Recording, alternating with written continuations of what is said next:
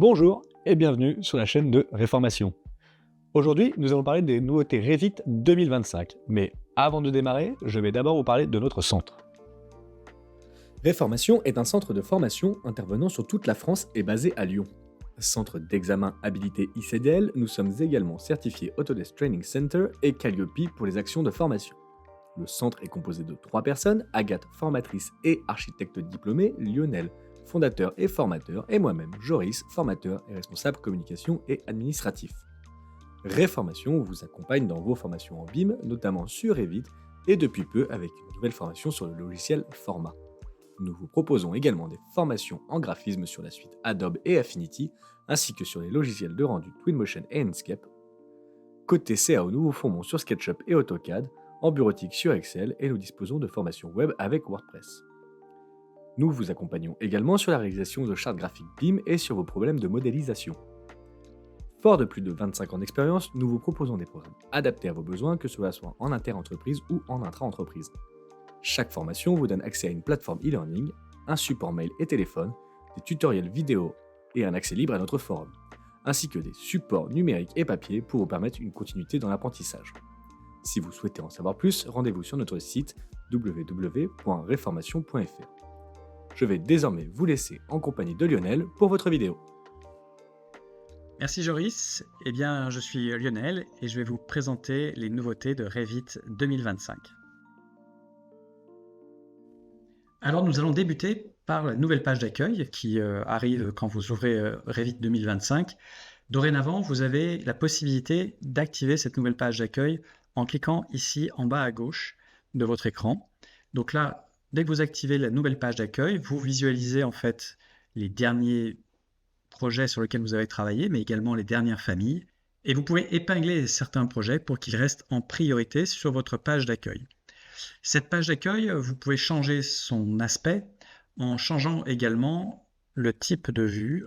On peut passer donc sous forme de vue liste pour visualiser un peu plus les dates de modification, le chemin sur lequel se situe, sur lequel a été enregistré votre projet, et puis pour spécifier si c'est un modèle ou une famille.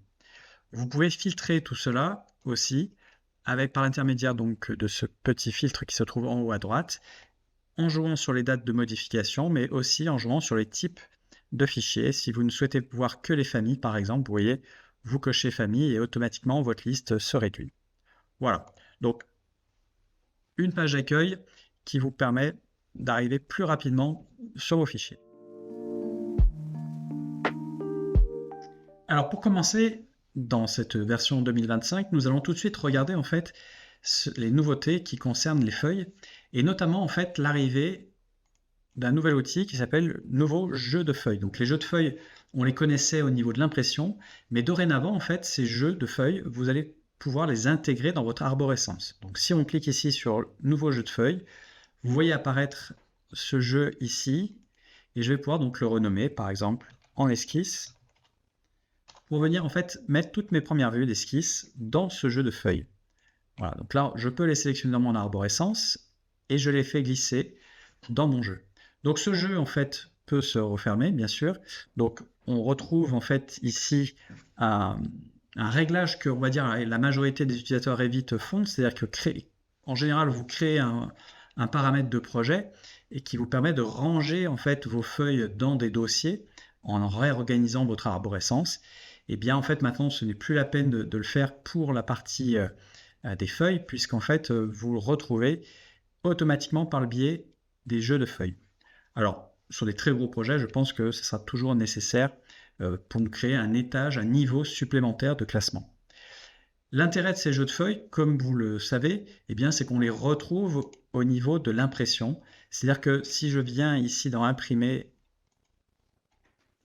et que je regarde la sélection, on peut voir qu'à l'ouverture de notre boîte de dialogue, eh bien, on retrouve dans les filtres d'affichage notre jeu de feuilles d'esquisse. Voilà, donc je peux le sélectionner. Je peux demander, bien sûr, à sélectionner toutes les feuilles qui font partie de ce jeu de feuilles. Et je vais créer un jeu d'impression. Donc là, il y a vraiment deux notions différentes. Les jeux de feuilles et les jeux d'impression, que l'on retrouvera tous les deux, bien sûr, dans l'export PDF. Les principales nouveautés pour cette version 2025 concernent la modélisation du site. Comme vous le savez, depuis la version 2024, la version antérieure, les terrains ne sont plus des surfaces topographiques, mais des solides topographiques.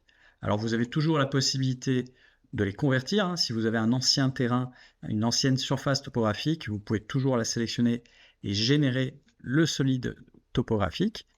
D'accord? Donc ça, c'est toujours valable, toujours disponible. Mais dorénavant, en fait, quand vous cliquez sur votre solide topographique, vous allez pouvoir demander à Revit d'afficher les points, chose qui n'était pas possible dans la version antérieure. Il fallait absolument cliquer sur modifier les sous-éléments pour les visualiser. Donc dorénavant, dès que vous activez l'affichage de l'aperçu des points, eh bien, ils apparaîtront dès que vous sélectionnerez votre solide topographique. Autre nouveauté associée à ce solide topographique, c'est l'activation des accrochages aux objets aux points et aux lignes de l'éditeur. Quand vous les activez, en fait, vous allez pouvoir y accéder dès que vous dessinerez par exemple une ligne de scission. Vous voyez, si je prends l'outil ligne de scission, eh bien dorénavant, je peux créer cette ligne de scission entre des points ou alors venir m'accrocher sur des lignes générées par Revit. Voilà, donc je peux le prendre, dessiner, activer l'option chaîner pour poursuivre mon dessin si je le souhaite et tracer mes propres lignes de scission en m'accrochant sur les lignes de l'éditeur ou sur les points de mon terrain. Pour rappel, l'affichage des courbes de niveau du solide topographique se modifie depuis modifier le type. Donc vous pouvez venir ici et venir changer vos valeurs.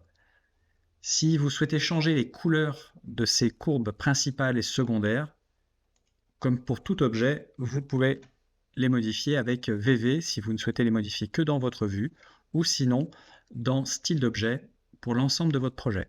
Donc là, vous avez donc la catégorie solide topographique et vous pouvez demander à voir les courbes principales, par exemple en orange. Voilà, donc dans cette vue-là, j'ai bien changé la couleur de mes courbes principales. Désormais, quand vous souhaitez réaliser un volume pour réaliser une excavation dans votre terrain, vous allez pouvoir connaître la valeur d'excavation, chose qui n'était pas possible auparavant. Donc, vous dessinez votre volume, vous faites une forme de ce volume. Voilà, je vais faire finir le volume. Et là, je vais le soustraire donc à mon terrain. Et bien donc, dorénavant, quand je clique sur mon terrain, quand je descends dans les propriétés de ce terrain, je vois le volume d'excavation qui s'affiche. Et quand je clique sur le petit bouton, eh bien, affiché, je retrouve le détail et je vois que le volume 1 a bien réalisé une excavation de mon terrain. Voilà. L'excavation est maintenant possible grâce à une nouvelle commande qui s'appelle justement excaver. Quand on sélectionne son terrain, on la retrouve en haut à droite. Vous avez donc la commande excaver qui est disponible.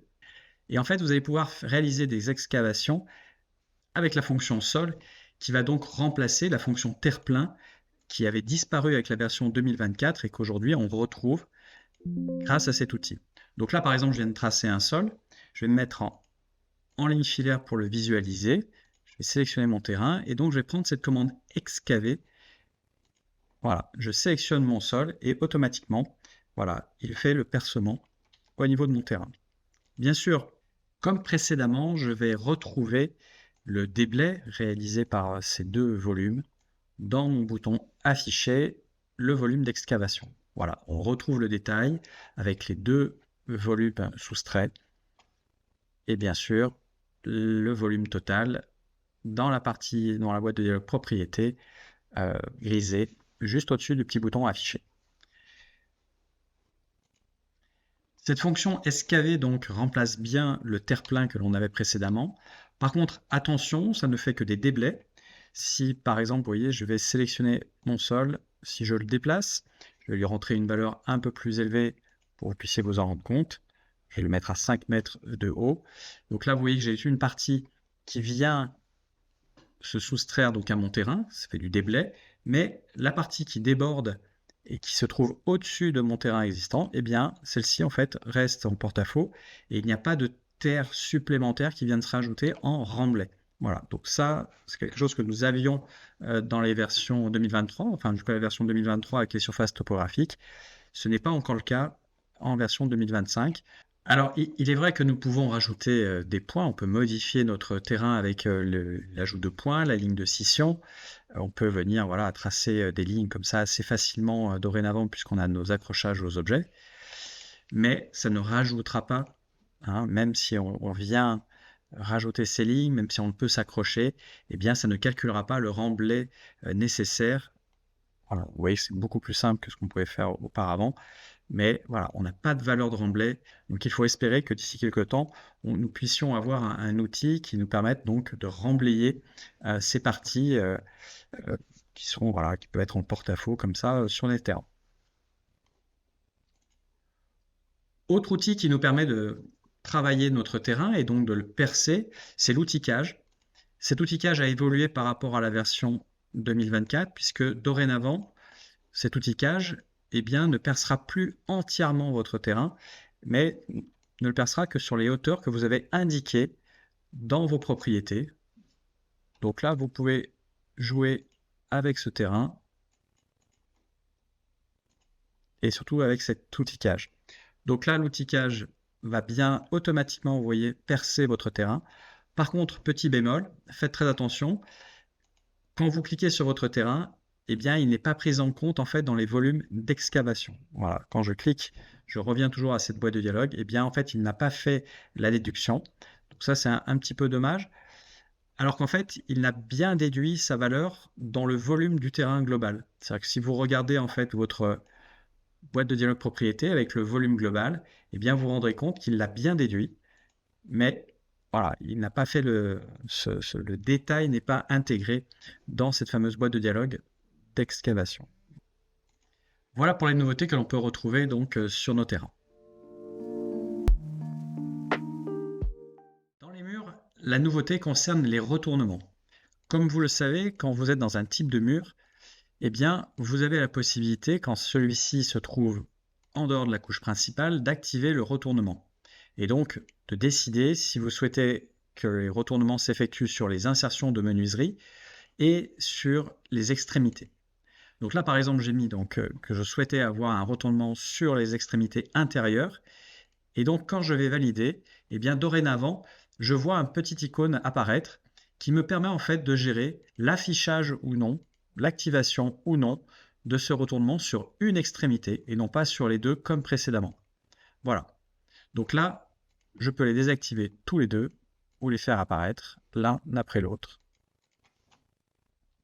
Autre nouveauté concernant les murs et qui va intéresser toutes les personnes qui travaillent en rénovation ou qui travaillent avec des murs dissociés, ce sont les options attachées auto. Donc la première attachée auto, par exemple, permet donc, quand vous tracez votre isolation par exemple contre votre mur, que ce mur soit automatiquement attaché au précédent. Et donc quand on vient par exemple insérer une porte, le percement s'effectue tout de suite. La deuxième option est encore plus intéressante puisqu'elle permet en fait donc d'attacher votre isolation à votre mur existant, mais également de lui appliquer une contrainte d'alignement.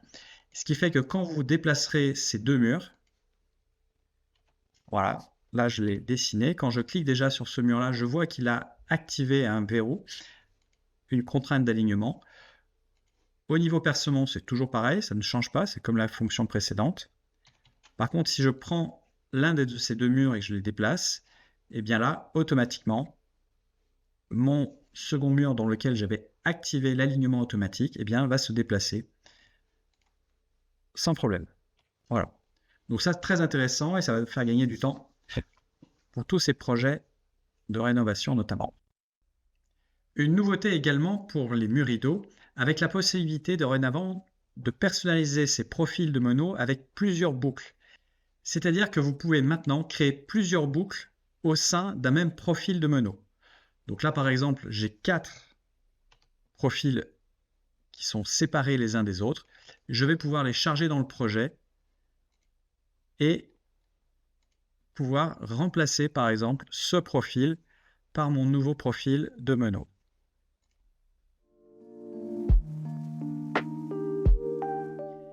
La nouveauté pour les pièces, c'est la mise à jour en fait du périmètre de cette pièce. En effet, quand vous allez ajouter à l'intérieur d'une pièce déjà existante des murs, des poteaux, je vais prendre l'exemple d'un poteau porteur que je viendrai insérer, eh bien, ce poteau porteur, à partir du moment qu'on va activer sa limite de pièce, va bien sûr avoir sa surface déduite de la pièce, mais surtout, en fait, le périmètre de la pièce est mis à jour. C'est-à-dire qu'auparavant, le périmètre n'était pas pris en compte, n'était pas recalculé, et dorénavant, le périmètre fait bien le tour de l'objet que vous avez importé. On va pouvoir s'en rendre compte assez rapidement. Si je copie ce poteau, eh bien, le périmètre va se mettre à jour. J'avais une valeur qui était à 47 mètres. Eh bien, dorénavant, je suis à 50,13 mètres. Voilà. Donc, une mise à jour du périmètre. Et donc, ça peut être très intéressant pour le calcul, par exemple, des plaintes ou d'autres linéaires. Autre nouveauté de cette version 2025, c'est l'alignement des étiquettes. En effet, dès que vous allez sélectionner vos étiquettes, vous aurez accès à l'alignement multiple dans votre ruban modification. Vous pourrez choisir vos alignements en haut, au milieu ou en bas, pour la partie verticale ou alors pour la partie horizontale, vous voyez, à gauche, au centre ou à droite. Si dans mon cas de figure, je veux les aligner en haut, voilà, je clique sur le petit bouton et elles sont toutes alignées. Je peux également en fait demander à ce qu'ils les répartissent uniformément suivant la verticale ou l'horizontale. Voilà, donc là je vais demander horizontalement de les aligner. Donc ça, c'est un gain de temps quand même considérable. Auparavant, nous étions obligés de passer par un plugin. Eh bien, dorénavant, c'est par défaut dans Revit 2025. Nouveauté dans les familles avec la commande réseau qui accepte qu'un réseau ne soit composé que d'un seul exemplaire ou aucun. Si par exemple je sélectionne ma famille de brise-soleil dans laquelle en fait je peux paramétrer la hauteur de l'ouverture et qui me calcule automatiquement le nombre de lames, eh bien vous voyez, si j'indique que la valeur est à 0, il accepte qu'aucune lame ne soit présente dans cette famille de brise-soleil. Si j'augmente, je passe à 100 par exemple, je n'ai plus qu'une seule lame. Voilà, donc ça c'est très pratique puisque ça va vous permettre de faire varier vos composants sans avoir d'erreur à l'insertion. Merci Lionel. C'est la fin de cette vidéo. Si vous souhaitez être tenu au courant, n'hésitez pas à vous abonner à notre chaîne. Et si vous voulez plus d'informations sur notre centre, rendez-vous sur reformation.fr où nous publions régulièrement des articles de blog pour vous expliquer plein de nouvelles astuces sur Revit et sur d'autres logiciels. À bientôt!